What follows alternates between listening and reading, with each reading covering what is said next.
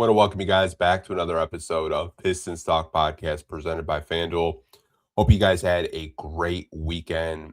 In today's episode, we'll be discussing 3 total segments. Segment 1 will be about Cade Cunningham and what he's doing for his teammates this week. We'll be getting into that. Segment 2 will be Bleacher Report mock trade proposals for Jalen Duren.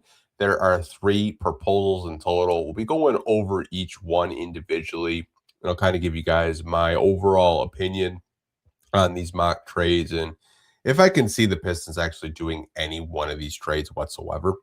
And to end the podcast, there was a player that Detroit was interested this summer in free agency. He has signed with the new team, and we'll kind of go over why I feel, just my opinion, he signed with that team. But let's get into the first segment, what Cade Cunningham is doing for his teammates this week. Don't know if you guys saw, but Cade Cunningham will be hosting a mini camp this week out in California. And this comes directly from Dave McMenamin of ESPN, and it says this.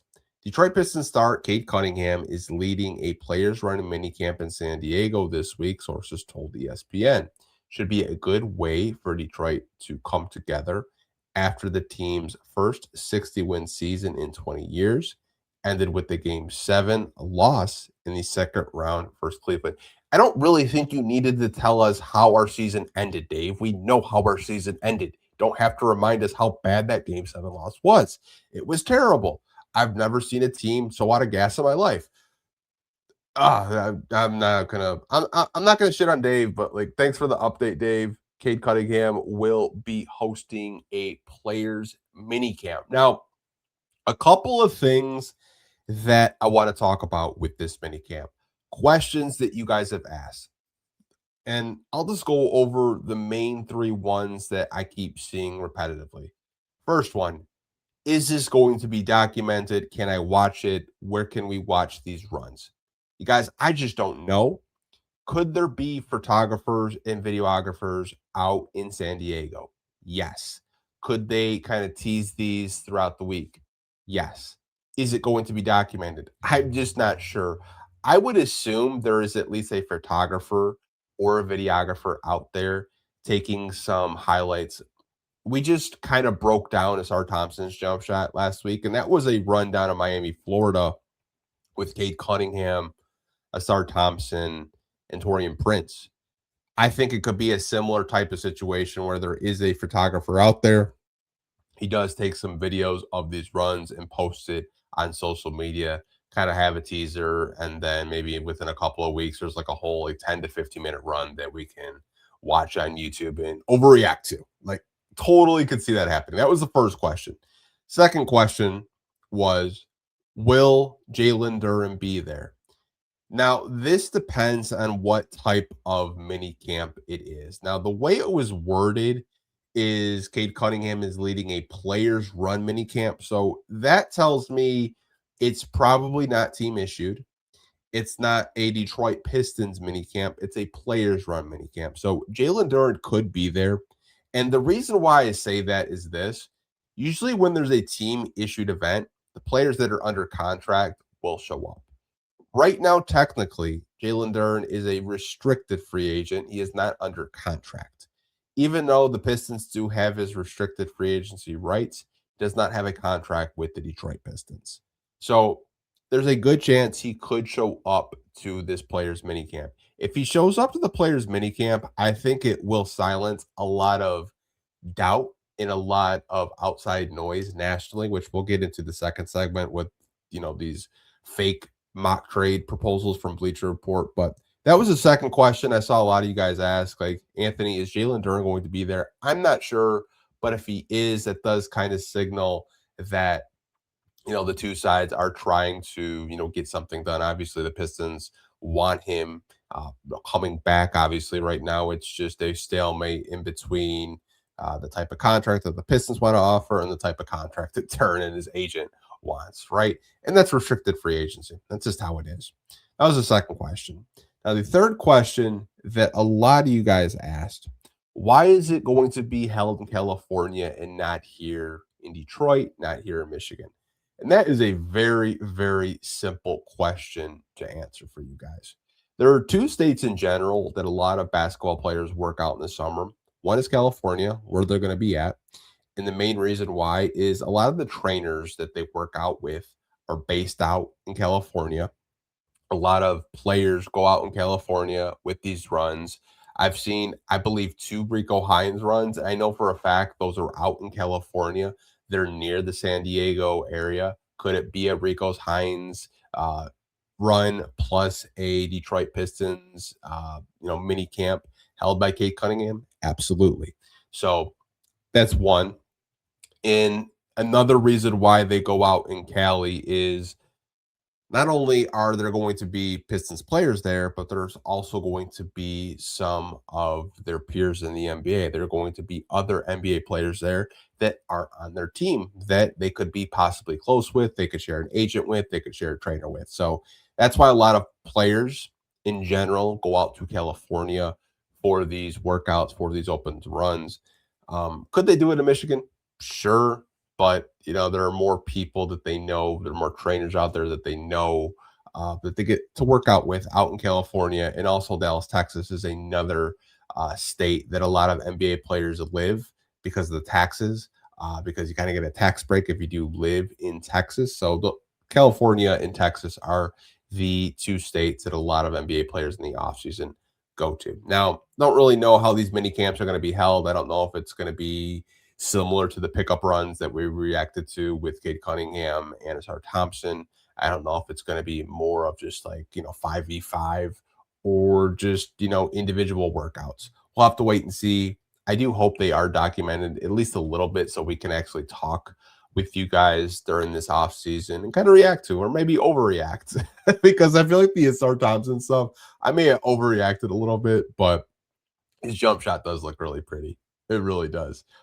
Looked a lot more confident in those runs too. But did kind of want to discuss segment one with Cade hosting a mini camp this week. Hopefully it is documented so all of us can watch it. All Pistons fans can watch it and get hyped for this upcoming season. And also, I don't know if you guys have seen Cade Cunningham lately. He looks like he's 250 pounds. He looks like a freaking fullback. I don't know how he's gained so much weight. But he looks like he's going to be bullying some people this year. He's not going to get to the free throw line, he's just going to bully and get to the paint and get a basket. He looks absolutely jacked.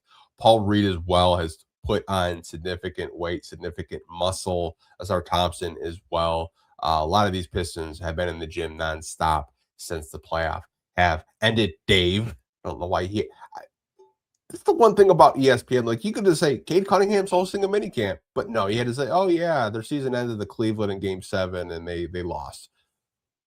You say he's hosting a mini camp, jackass.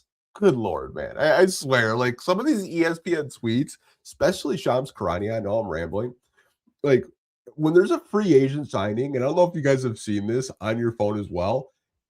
It'll be like so and so is signed with the team, and then followed up by like and his agent, and it'll be like 5 freaking agents that helped like get this deal done for said player to sign wherever. The way Sean breaks news, it's just like, bro, like I don't care about the agent's first and last names and who he's represented by. Just tell me how much he signed for and to where, and I can go about my day. Uh, but yeah, the way ESPN just tweets news is just weird to me now. It really is. I don't remember Woj doing that, but maybe he did. Maybe I'm misremembering, but never saw Woj tell me, who Mo Bamba's agent is. Like, I didn't even know he had an agent. Didn't even know he was still in the NBA. Like, it's just like, come on, man. Like, what are we doing here? What are we doing? Want to get into segment two. We're going to take a quick break. And then after we come back from a quick break, we'll go over these Jalen Duren mock trade proposals from Bleacher Report.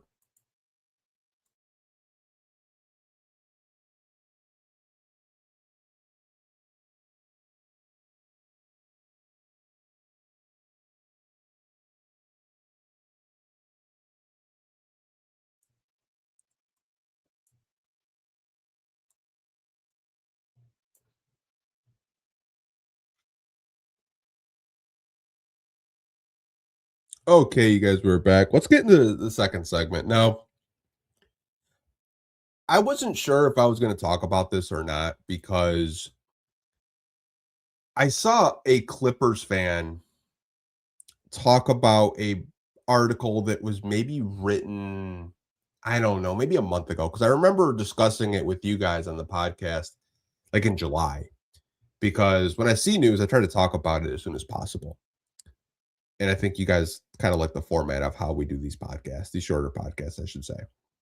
Now, there was an article that I'm going to put on the screen, and they had mentioned two teams that could be, sign and trade possibilities. Now, the two teams were the LA Clippers and the Houston Rockets. Now, I'm not going to read this entire article, but it was like best destinations, and they ranked them over at Bleacher Report.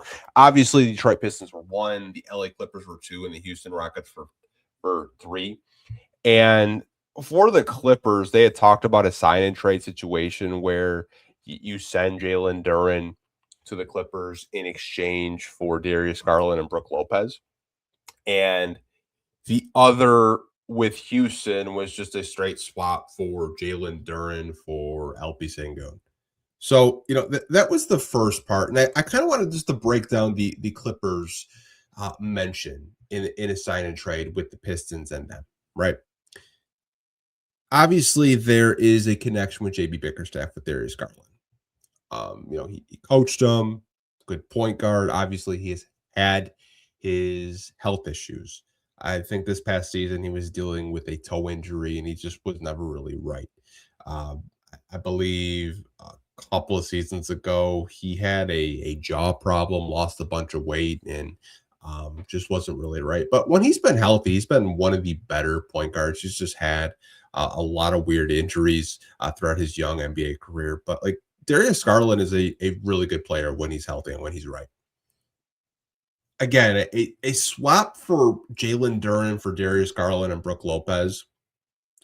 You do help Cade Cunningham get that secondary ball handler, because there could be situations where you're starting Darius Garland and Cade Cunningham in your backcourt, and they share touches, bringing the ball up the court. It could take a little bit of pressure off of Cade, so he's not so, turnover prone, in clutch situations and stuff like that. Like, I think logically, like when you're kind of having a conversation about that sign and trade, it does make sense because you're getting a guy in Garland who's familiar with JB, can take care of the rock, and can score at all three levels, get to the free throw line, and facilitate an offense. Like, I think it makes a lot of sense. Well, the Brook Lopez aspect is you got to get some kind of center back. And what would happen if you were to do a trade like this is you're elevating Paul Reed to your starting center, and Brook Lopez is your backup center. Now, if this was Brook Lopez 5 years ago, I would say 100% yes, do it. He was way more mobile 5 years ago.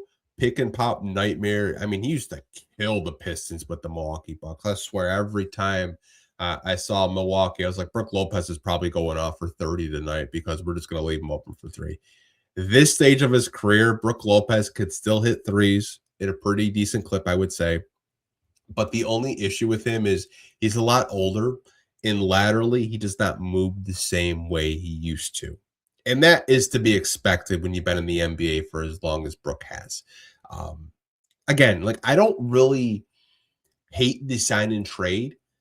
I do think, though, that would kind of be underwhelming in a sense. I think the Clippers would love it because they lost Zubac. They're looking for a new center of the future to kind of build around and, get a pick and roll threat for their rookie they drafted in Keaton Wagler. But the Clippers roster right now is really, really random and really, really weird. I think they're gearing up for a big trade after losing Kawhi Leonard, which we'll see if that trade even goes through. Obviously, the NBA is still doing their investigation. But just to kind of break down that first trade, again, I like Darius Garland.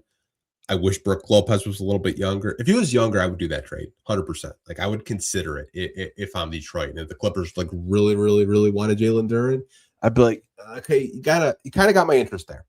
Now that's the first sign and trade situation. The second one they mentioned was Houston. Now, Houston is a very weird team, the way that they're constructed. I don't even know if they would do a Alperen Sengun for Jalen Duren. I know he got bullied by Rui Hachimura in the playoffs. But Alperen Sengun is a very, very, very good offensive center. Defensively, he is absolutely trash. He is a cone. For as much as we criticize Jalen Duren for his defense, Alperen Sengun is 10 times worse. He's so bad defensively.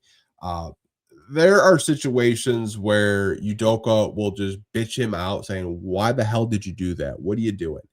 Uh, Sengun defensively is terrible. Offensively, he is special. He's really good passing the basketball, really good at getting to his spots.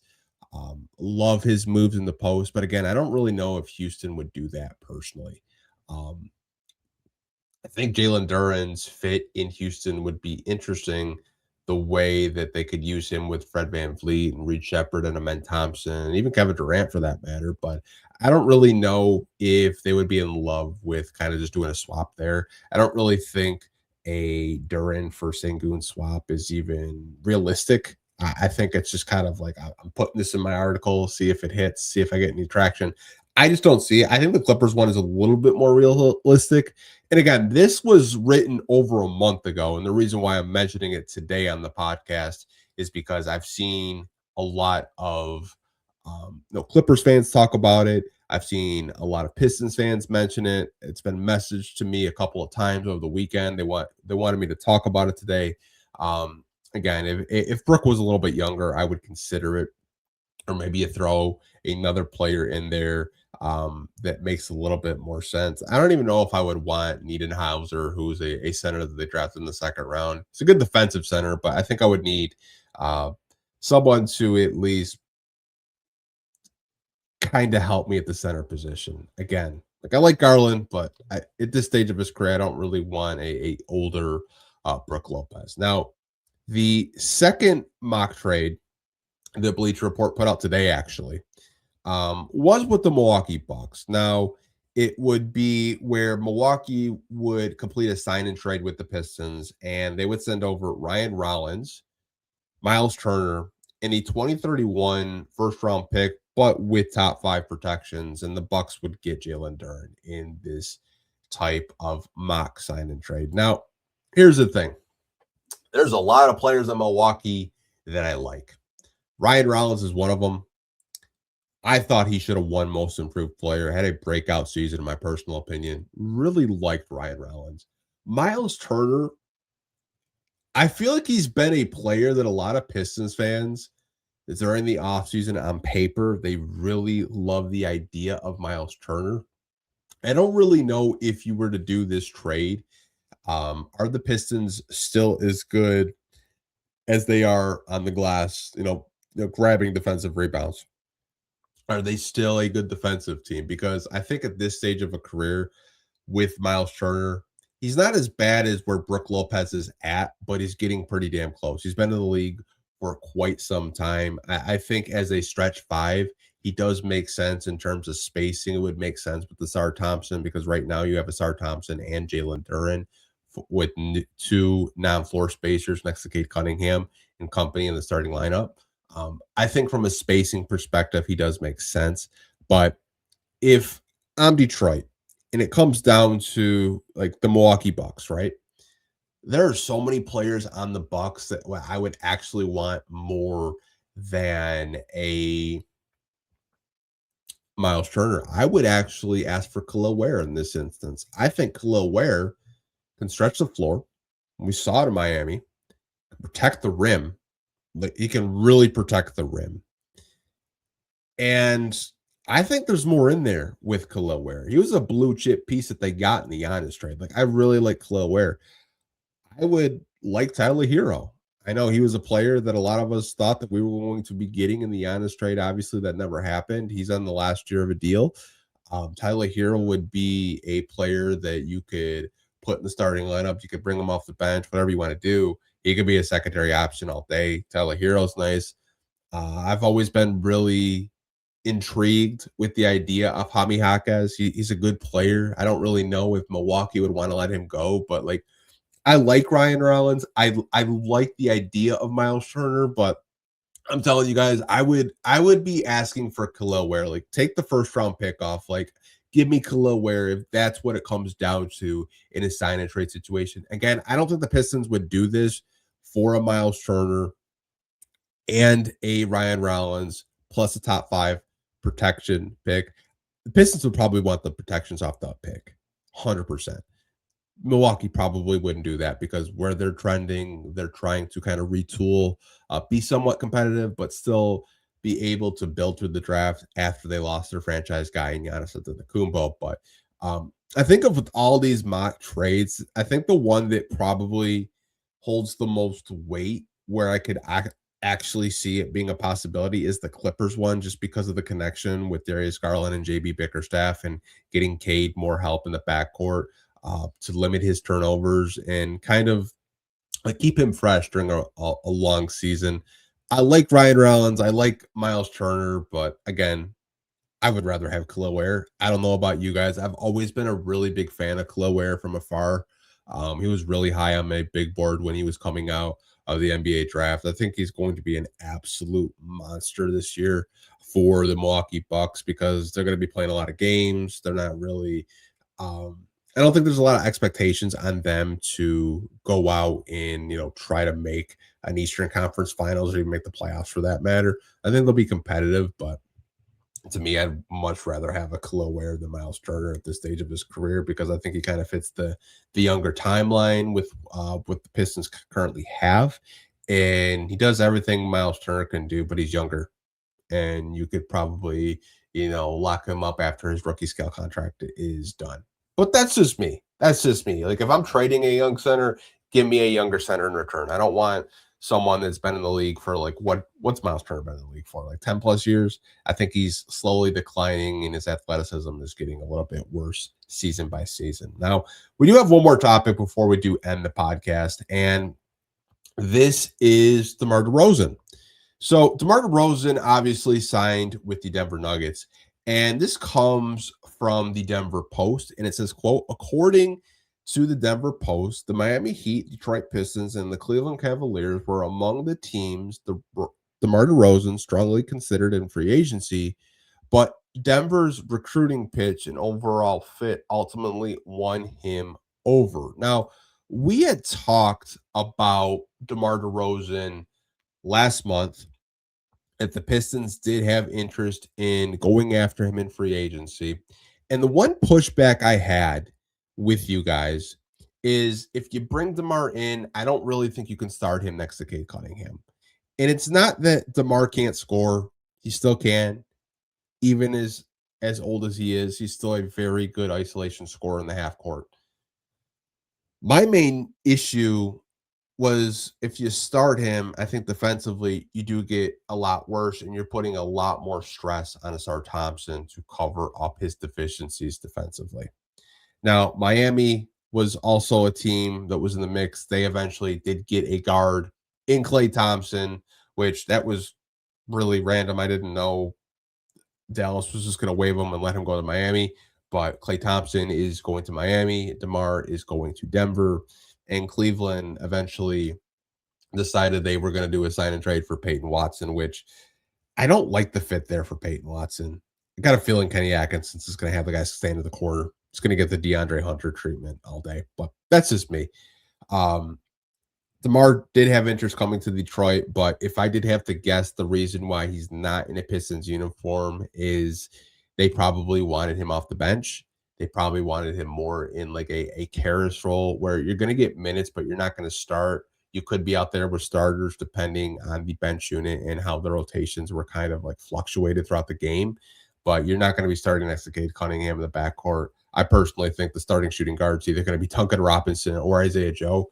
That's just me.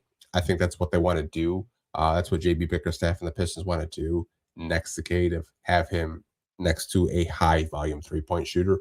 And that is not DeMar.